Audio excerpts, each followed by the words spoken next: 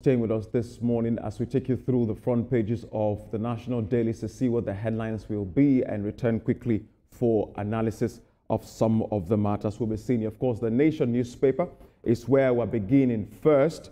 And right here, attacks. Tinubu puts troops on highest ever red alert.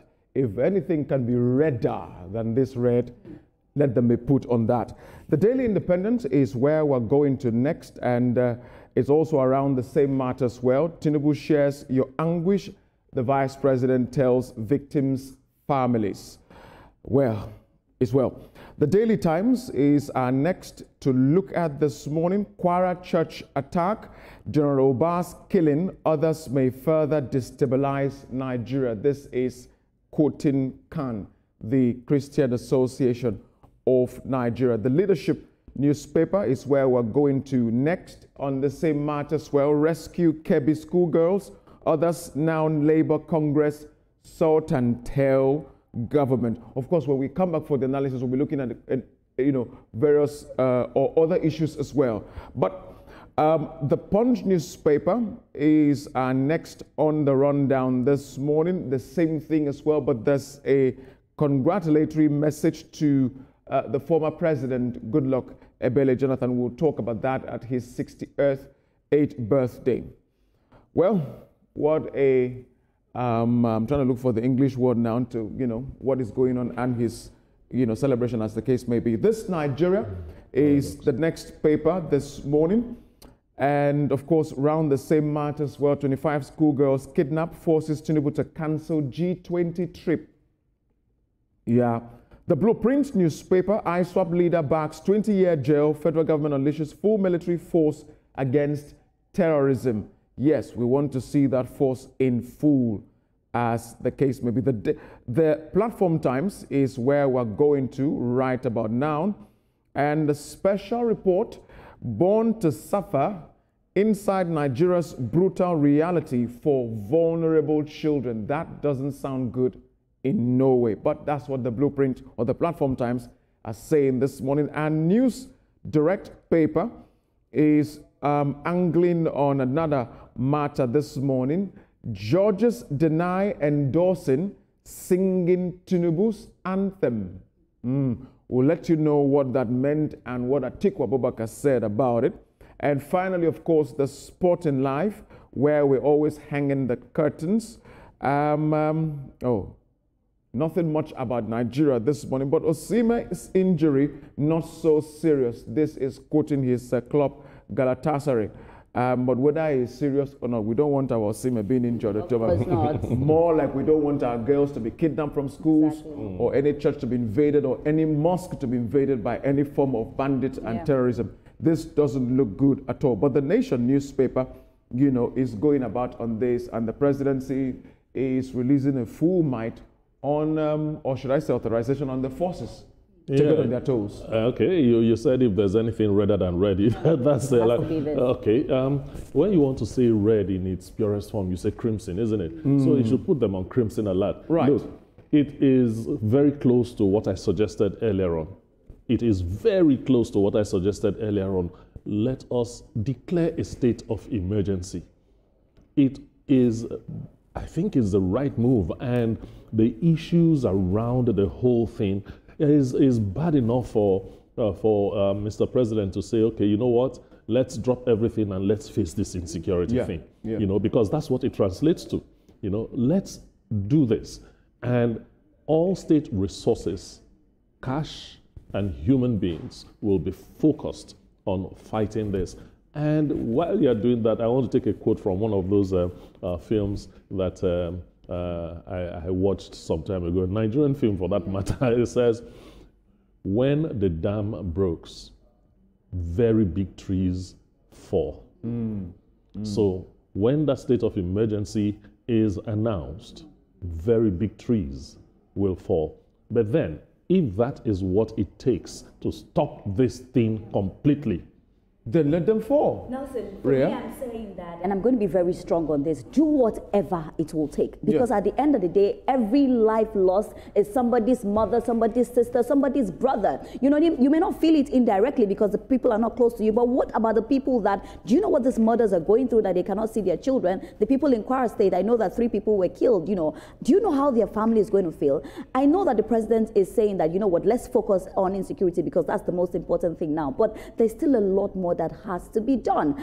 Our police officers, our service chiefs, I feel like this is the time that they need to take the bull by the neck. If their names have to be mentioned, the names now have to be mentioned. Like, because we often hear, oh, we know where they are. Right now, if you know where they are, this is the time to be going to attack them. This is not time for talk anymore. We've gotten to the place in Nigeria where it's time for action. I also know that something was happening with the NYSC people too as well, still talking about terrorism. We cannot keep waking up every day and hear things like this. It's bad for us, it's bad for our image, and it's just coming at a time where America is saying all of this about us, and look at what is now happening. So it's just like we're even feeding them the cake to continue. And very quickly, before we change to political matters now, on the Daily Times, Eto Manri, I'd like us to, you know, chime in or bring in the Kwara incident as well. The Daily Times has here, General Bass killing, others may further destabilize Nigeria. The Christian Association of Nigeria is coming out to speak. And I've seen quite a number of videos by revered, you know, pastors who are saying, in fact, there's one making the rounds that Pastor Matthew Ashimolowo, you know, actually defined, according to the English dictionary, what genocide means. Again, trying to push that narrative. But whether that is the case or not, the point is that it would look like, you know, churches are being attacked a lot in the country, and we can't allow that to continue. But at the end of the day, Nelson, we saw the video of the church. You know, I watched closely to one of the survivors, one of the men that escaped, a very old man, when he was speaking. I don't know if you watched the video. There was this really old woman. All I can pray for is that I pray she's still alive and she wasn't hurt. You know, he said people were taken to the bush. According to that man, he said about 35 people were taken to the bush and 3 people were killed. We saw this video now. So this is why I'm saying that there's a lot that needs to be done. Christians are now unsafe. People are now worried. We've already said it. You know, at the end of the day, what are we doing? We need to take the bull by the horn.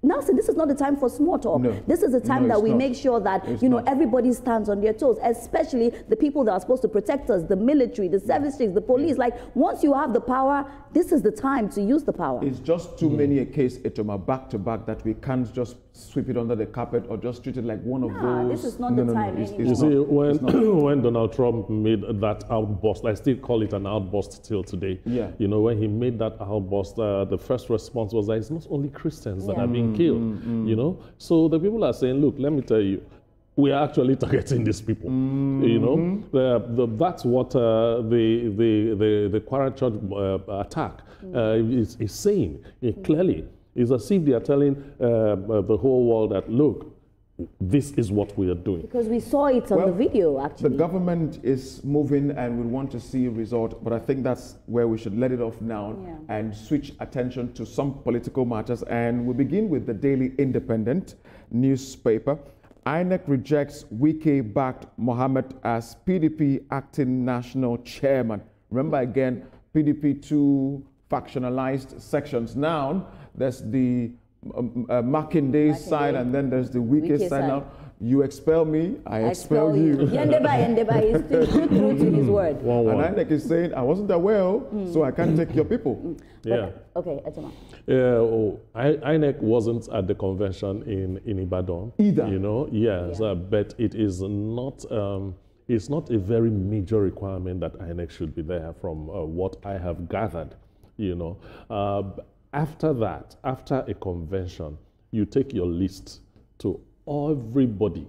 These are our new officials. You present it. Yes, I guess that has been done to INEC, and INEC has accepted that list. So any other list that's coming, as far as INEC is concerned, but we don't know you. Nelson, just to touch on this, you know, yesterday we spoke to Mr. Shomi, who said a lot about this thing happening with PDP. We cannot overemphasize how it's a very big shame on the PDP, because whenever we talk about them, it's either one problem or the other. It's either their house is shaking. Like, I feel like PDP, there's a lot more they need to do. According to Shomi, he mentioned that, Wike has a very pivotal role to play. I think that this Wike-led, Seyi Makinde, if these people do not come together to make that party stand, they will keep fighting each other until we finally hear that party has crashed. At the end of the day, we're practicing democracy in Nigeria. We need our opposition to be viable. So the question is, what are they really doing? Because it's been one problem to another problem to another problem. I also want to believe that we have responsible men in that party.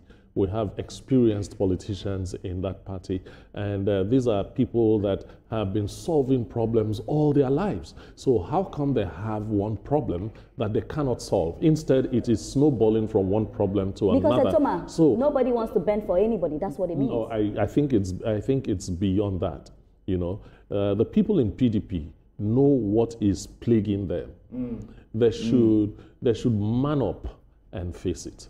And there's going to be so many defections. You heard Shomi say that at the end of the day, he himself, if he wants to contest somewhere, he will leave the party. Because right now, even contesting under PDP is also a very big problem because of the name they've given themselves. Well, the leadership newspaper, there's two matters. I'm trying to consider which one we should talk about. Wike is saying he has the right to revoke real, located land as long as you are within the FCT. As the guy in charge, I can revoke it. And then, the Minister of Power is saying that Nigeria will have the capacity of generating about 8,500 megawatts. The wahala is somewhat around transmitting. So why are we not doing it? Well, we are in one way. Why we are not doing it? Why we are not doing it is infrastructure. The infrastructure we have needs to be upgraded. Hence the signed deal that was done a few months ago, by the government. Exactly. But right now, the generation capacity of the PHCN is what the minister is talking about. Look, we can generate this, but where do we send it to? Exactly. Electricity is not like rice that you can store somewhere. Of course not. It's like television air. You can't store it. It moves out immediately. Yes, it keeps moving. So when you generate that much, you should be able to distribute everything that you've generated. But where you cannot distribute everything that you've generated, why generate that much? So when we highlight the problem, why are we not able to solve the problem? That's my question. Well, the government is moving on it, because remember we had a guest some time ago that we were, I'm not sure you were on the table on that day, Rhea. You went to have fun in Barbados. We had somebody here and he talked to us about the signed deal between the federal government and Germany. Yeah. And I asked him a question, and part of that is installing this kind of infrastructure to help with both generation and transmission, especially. Yeah. But let's go to the Punch newspaper.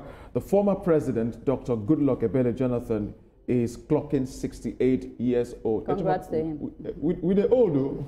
Oh, yes. But with the things that are happening right now, frankly, look, happy birthday, Mr. President. But unfortunately, the things that are happening right now has eclipsed the pomp and pageantry that would have gone with your birthday. Don't worry, you'll still do a 69th, a 70th, and so on, and we'll celebrate you. We celebrate him, but of course we cannot be jubilating. There's a lot happening in Nigeria, and him being an ex-president, I'm sure he's worried too as well, because we all want the progress of Nigeria. We all want to see Nigeria better. So we wish him a happy birthday, but at the end of the day, we are more focused on the insecurity that we have to end in Nigeria. And speaking of ending the insecurity, on this Nigeria, the federal government, states, and LGAs share 2.94 trillion naira for October revenue. October. When you call all this money, 2.94 trillion. That's 1 month's revenue. And that's why we keep telling Nigerians, let's not always only be looking to the center, the federal government, for what we need. States, all the states in this country right now are getting double, triple what they used to receive before. Hence, the local government as well. So before we point hands to Aso Rock alone, you first of all need to point to your state governor in the collect better money now. You see, but I believe that Nigerians know that the governors are very liquid right now. But you see, when you have done the same thing over and over again in communication, they call it the decibel theory. When you've done things over and over again, even if it's a lie, at a point you start believing it. Right. That is the center that holds everything. Yes. So we have not been used to pointing fingers and holding our governors accountable for a lot of things. Yeah. Yeah. For a lot of things. Yeah. And unfortunately, that psyche is still there with us. Look, let me tell you, the governors have enough money now to face insecurity in their states.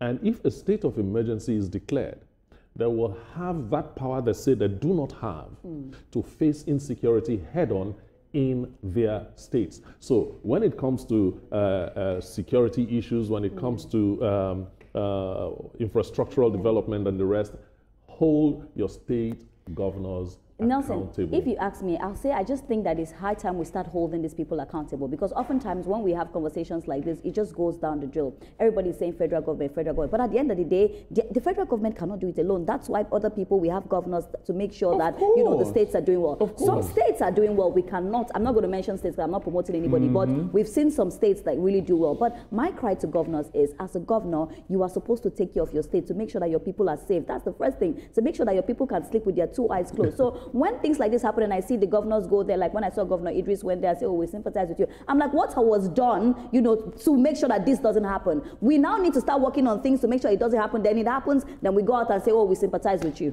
Well, the Blueprint newspaper, Ria, I mean, a Bongian's question, but I'm sure Governor Abdul Razak is watching now and will be able to answer that. The Blueprint newspaper around drug matters, 16,304 arrested, 4.5 kg of drugs seized in 10 months. This is quoting the DG of the NDLEA. Little wonder, Toma, the president has extended his time to continue being the DG of that agency. Yes, drugs is like the foundation of any cahoos. Chaos. Chaos is what I actually want to say. That's an old word. Yeah. It's the foundation of it. So any responsible government will take it very seriously.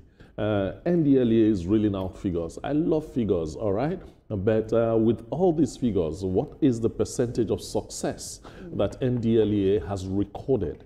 Let's talk percentage. Let's not throw numbers, because numbers could be very impressive, but reduce it to percentage. What is the percentage of success that you've recorded within this period under review? But you know, Etoma, we also have to give it to the NDLEA. No, we have to. I understand they've been doing a fantastic job. But I always tell people that there are big cartels. When we talk about these drugs, like, they are really big people behind it. You know, so it's not just if there is demand, there will be supply. Because there is demand for it, that is why the supply is coming. But I'm just hoping and praying that, you know, at the end of the day, we're able to eradicate this in Nigeria. Nelson, if you understand what drugs does to a person, you would curse the people that go out to sell this thing. Because I have seen forehand people that take drugs and it has messed up their life. So when we speak about this, I'm really very passionate about this. I love what NDLEA is doing with the clubs, because that's like the first place. I'm sorry to people that go to clubs, sorry, but that's like actually the first place where normally before we go to club to dance and enjoy ourselves, now you go to club for something different. The things that happen there, you are wondering, like, what is it now, a drug place? A friend of mine says, if you are going to club, you know the first one you should have gone to. It's somewhere around Keja. But let's quickly run to the platform times and a few seconds on this, lady and gentlemen. The police retirees have stormed National Assembly, demand exit from contributory pension scheme. They're saying, we're not even earning that much. First. You can't they collect our money they put for... And apart from that, with all the contributions put together, how much does it come to? At the end of the day? Yes. I mean, which other country do you know that does contributory pension for the police? These people risk their lives every day they go to work. I think they deserve better. And we keep telling these people to fight for us. We keep telling these people to fight for Nigeria. Ria, I wanted to bring another matter to you to just quickly comment on that on the News Direct. Judges are denying, endorsing and singing Tinubu's On Your Mandate. We shall singing it to us. But Atiku Abubakar accused them, accused the president of coercing them into...